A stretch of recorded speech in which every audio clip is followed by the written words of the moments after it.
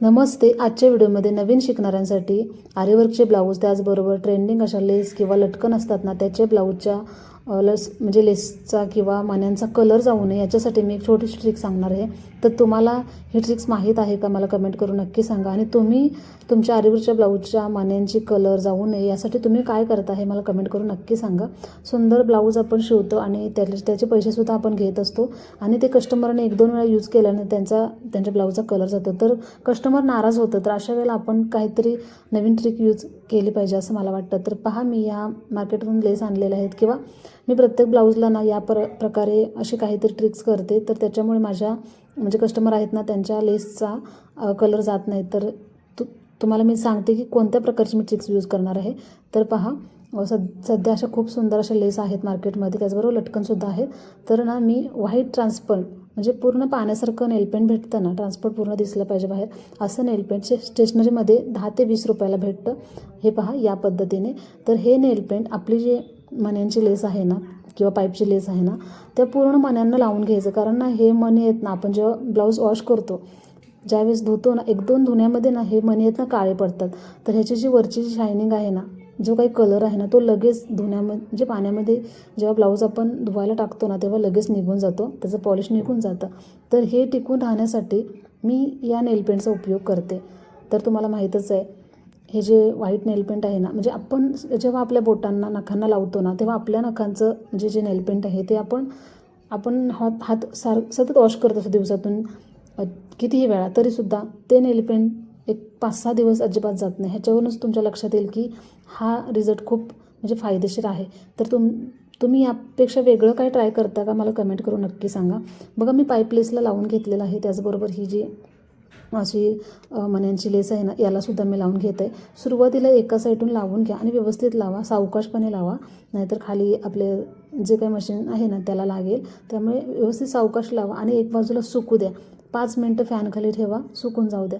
आपण एवढी महाग लेस आणतो, तर थोडासा वेळ आपण दिला पाहिजे, म्हणजे आपलं कस्टमरसुद्धा खुश राहील यासाठी.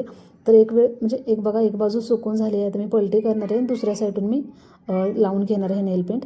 तर या प्रकारे तुम्हीसुद्धा तुमच्या मैत्रिणी नवीन असतील ना, त्यांच्यासोबत हा व्हिडिओ जास्तीत जास्त शेअर करा.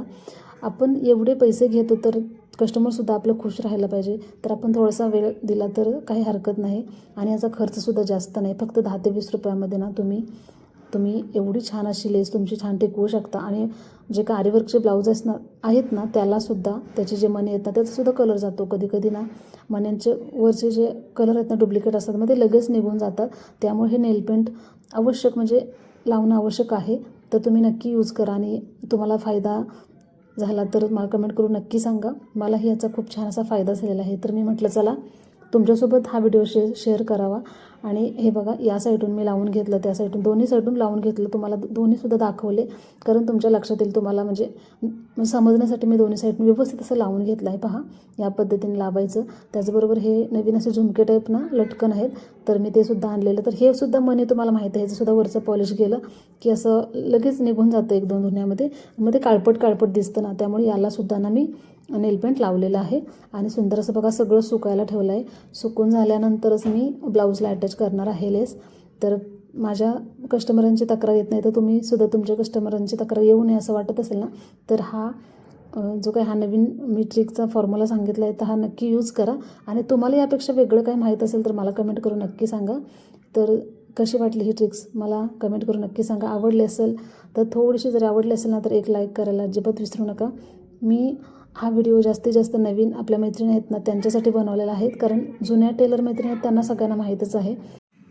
आणि नेहमी आरीवर्कचे ब्लाऊज किंवा लेस असतात ना, त्याचे ब्लाऊज धुताना ना तुम्ही अगदी 5 मिनटात, म्हणजे जास्त वेळ भिजायला ठेवू नका. आणि वॉशिंग पावडर घ्या, ते आणि ते थंड पाणी असावं, जास्त गरम पाणी नसावं किंवा कोमट पाणी नसावं. थंड पाण्यामध्ये वॉशिंग पावडर घेऊन ब्लाऊज पलटी करायचा, म्हणजे नाही आतल्या बाजूने धुवून काढायचा आणि लगेच सुकायला द्यायचा.